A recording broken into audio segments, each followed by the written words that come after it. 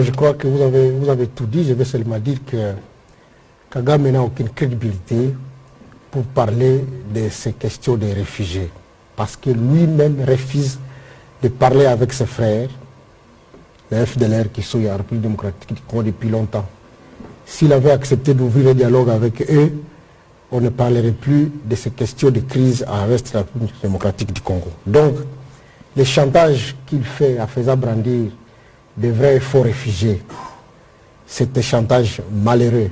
Un chantage malheureux. Parce que, bon, si vous allez au Rwanda aussi, vous allez vous rendre compte qu'il n'y a pas de nouveaux réfugiés congolais au Rwanda. Parce qu'aucun Congolais ne peut accepter de vivre dans une prison. Le Rwanda, c'est une prison. Quelqu'un ne peut pas quitter la RDC et aller vivre dans une prison. La preuve, le ministre l'a dit, c'est que pendant que les volcans descendaient sur la ville de Goma, il y a plus de 800 000 personnes qui sont allées du côté de Sake, alors que c'était plus facile et plus sécurisé d'aller au Rwanda. Il n'y a que 4 000 personnes qui sont allées au Rwanda.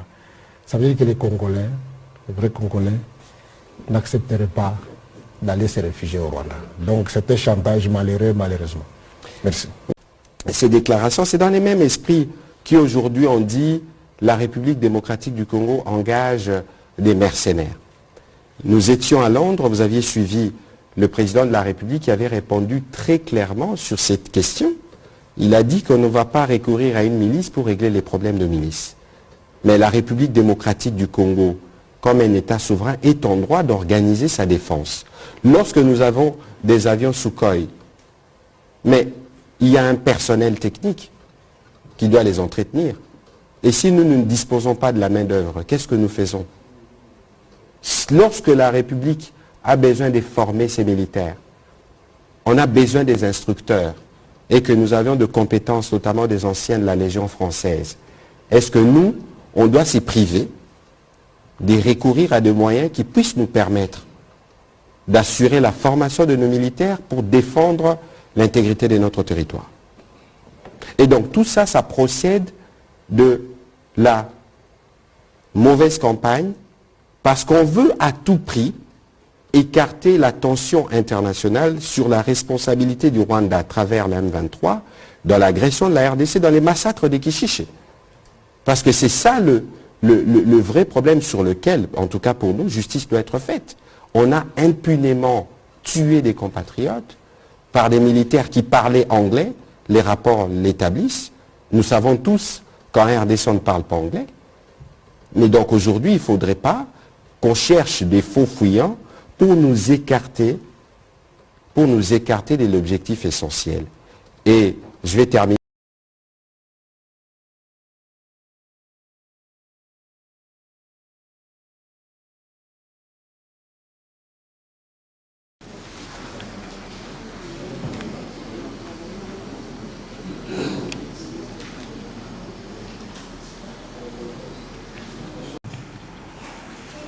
C'est pour moi un réel plaisir de vous accueillir dans cette salle en début d'année 2023 pour lancer les travaux qui ouvriront la retraite qu'organise la coordination nationale du PDS.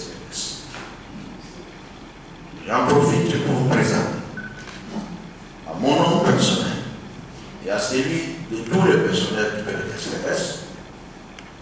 le vœu de bonheur, de succès et de bonne santé pour l'année qui commence. C'est aussi pour moi l'élu de vous remercier pour avoir daigné nous accorder de votre temps en nous honorant par votre présence.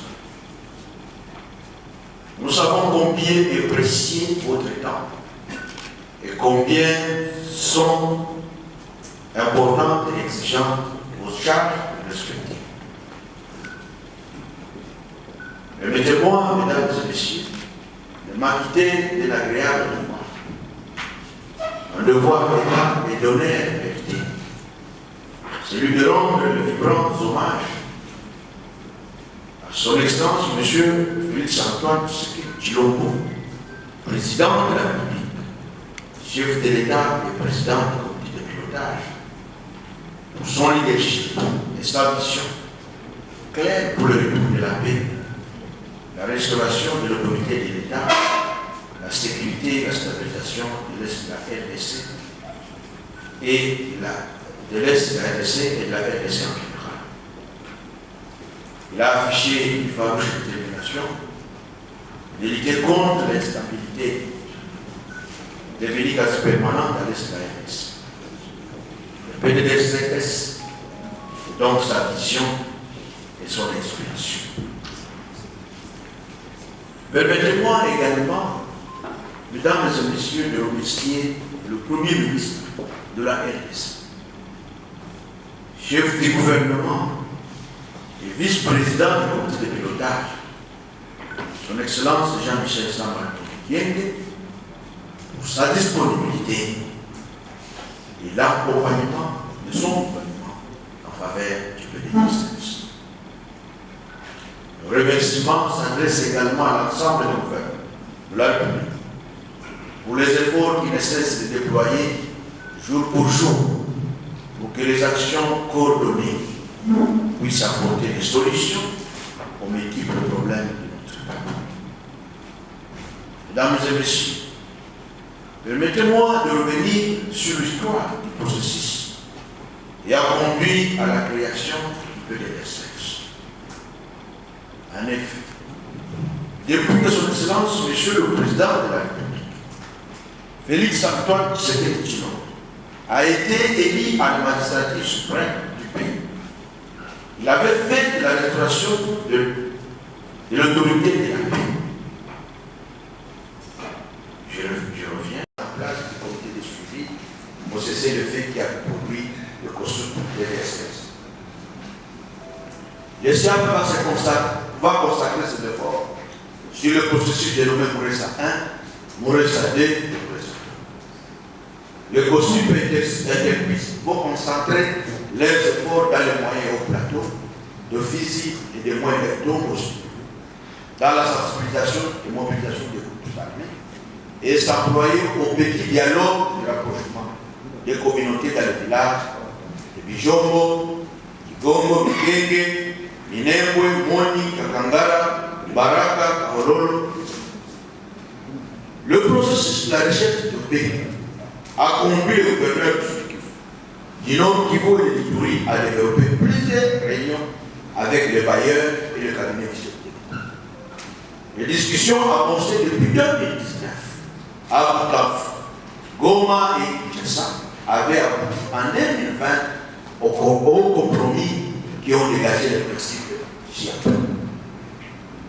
Un délai civil par l'intégration de milices dans les FARDC et dans la police.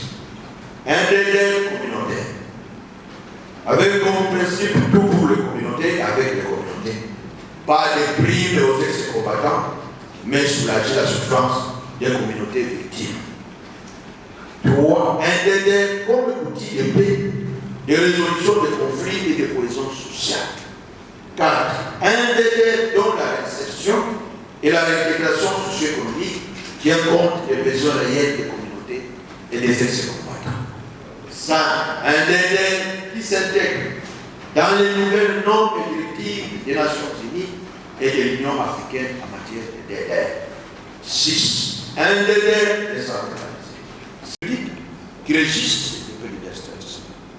Le but étant d'avoir la même compréhension et la même approche dans la matérialisation du programme. Ce sera aussi un temps d'échange d'expérience et d'harmonisation de vues sur des questions essentielles du programme et une occasion de se convenir sur le cadre et le mode de collaboration entre tous les secteurs à tous les niveaux du programme. Mesdames et messieurs, distingués invités, chers participants, chers agents et cadres de l'EDC. Des occasions pareilles sont aussi des moments à mettre à profit pour examiner les chemins parcourus. C'est en quelque sorte l'heure de bilan qui nous permet de nous interroger sur ce que nous avons nous avons fait durant toute l'année. Et sur la manière dont nous aborderons l'année qui commence.